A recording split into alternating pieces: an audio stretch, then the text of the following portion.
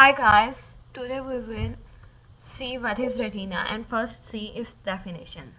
It is a thin transparent nervous layer that forms the innermost layer of eyeball.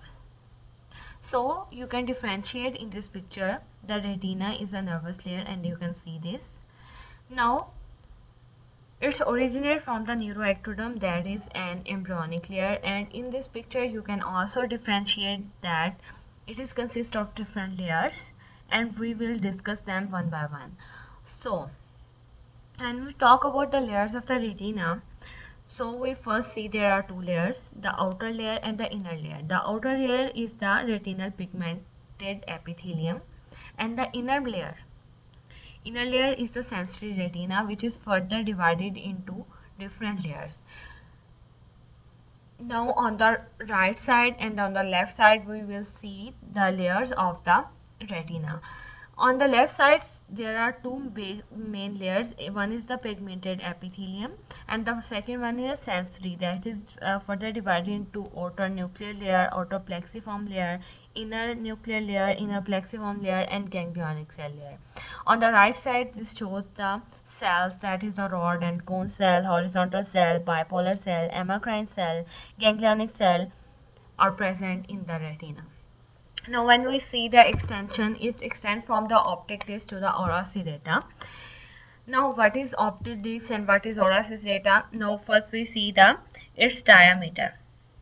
It varies from the 0.56 millimeter near the optic disc to the 0.1 millimeter at the ora serrata, and it is thinnest at the midpoint or center of the fovea. Now what is the renal equator? It is an imaginary line where the four vertex veins exit. Okay, now there are two parts. One is the posterior retina and the second one is the peripheral retina. Posterior retina is behind the retinal equator and the peripheral retina is between the retinal equator and the ora serrata. Okay, now we will see what is the optic disc. It is a point where the retinal nerve fiber converge to form the optic nerve. Now the next thing is the macula lutea. It is a specialized area and it is located at the posterior pole and it is from 5 to 6 millimeter in diameter. Now the second thing, what is the fovea centralis? Now it is a specialized area and the fovea centralis is the sensitive area in the center of the macula. Now you can appreciate in the center of the macula is a fovea centralis and it is 1.5 millimeter in diameter and it has depression.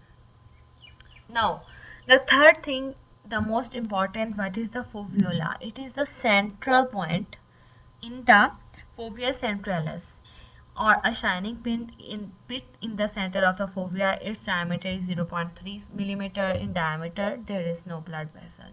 There is rod and ganglionic cell and it is the thinnest part of the retina and the highest number of the cones are present in this. Now when we talk about the blood supply, it is a central retinal artery, short posterior ciliary artery and the cilioretinal artery. Now when we talk about the venous drainage of the retina, retinal veins follow the pattern of the retinal arteries and the central veins through the ophthalmic vein drain into the cavernous sinus.